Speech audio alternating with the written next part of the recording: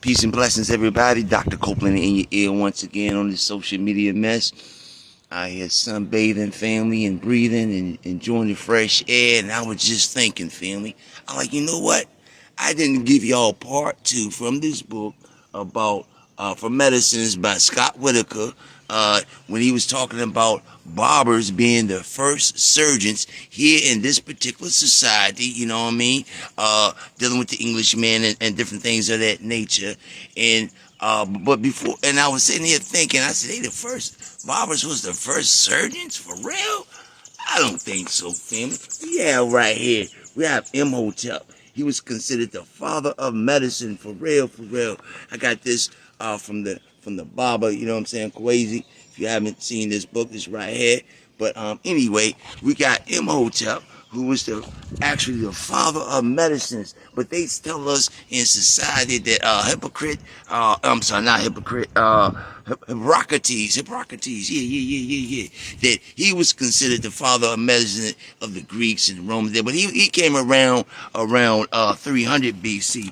Imhotep was around 5,000 years ago, about 5,000 BC, family. That's like 3,000 or more years before Hippocrates became considered the father of medicine. Then you had the tools that we use 5,000 years ago, not 4,500.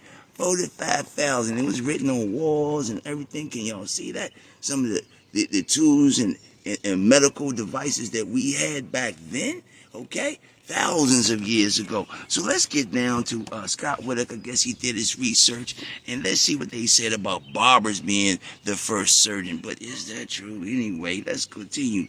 So I left off with bloodletting, you know what I'm saying, last time. So we're going to get down with the two spiral ribbons. They say they added a third one by the time they got here to the United States. But anyway, the two spiral ribbons represent two long bandages, one twisted around the arm before bleeding, the other used to bind afterwards, and then you had the blue representing your veins that they cut through, family. The Council of Tours, 1163. The clergy were forbidden to draw blood or perform any surgery because it was sacro-religious for ministers of God to draw blood from the human body. This when barbers, surgeons practice began. Wait a minute. You mean it was sacrilegious for ministers to do it? Didn't they have the Christian crusades and they went around cutting people's heads off if you in the name of their religion, drinking your blood from your skull and all that? And you telling me they had that going on around that time? Okay, anyway, let's continue on. You had barbers and surgeons continued over 6 centuries, even embraced dentistries for several centuries. Wait a minute, you mean to tell me while my barber is cutting my hair, family, he also can work on my teeth? What did they do, family? I wonder, did they take and shave my teeth back with clippers? I don't know, family. We got to look that up. In 1446, you had the Council of London. An ordinance was passed forbidding barbers from practicing surgery. So here the Council of London, I guess they was like, you know what, we forbidden all of that surgery from our darn barber, okay? But however, by 1450, the goal of surgeons was incorporated with the Barbers Company Act of Parliament, and barbers was barbers was restricted to bloodletting, tooth drawing, capitalization, and tonsil operations. Wait a minute, you mean the same guy that's cutting my head up, shaping me up? I know they nip you up sometimes, like, ow! You know what I'm saying? Draw blood that way. But you telling me they also was cutting out my tonsils, family? Doing tonsils operations? One of my most important lymph nodes in my body, family? That's crazy. Anyway, the monarchs, this audience preserved their privilege until middle 18th century.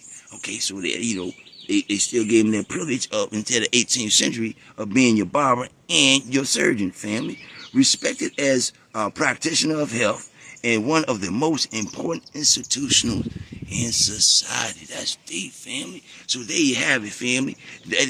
In their society, you had the first surgeons being barbers and stuff about what 400-500 years ago, and then we had surgical tools and doing even brain surgery back 5,000-6,000 years ago. I wonder, did they put a neural link back then in your head, back 5,000 years ago? I'm just saying, family. What was they operating on your skull for back then? And they just now doing tonsils and the basic stuff, bloodletting, letting you bleed out. And then you had the true father of medicine right here, Imhotep, who was about 5,000 years ago. I said 1,000 years ago, not hundreds of years ago. So I don't know what they talking about.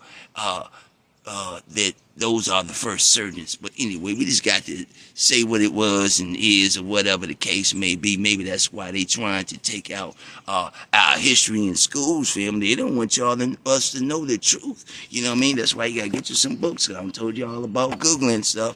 Anyway, Dr. Copeland out of here.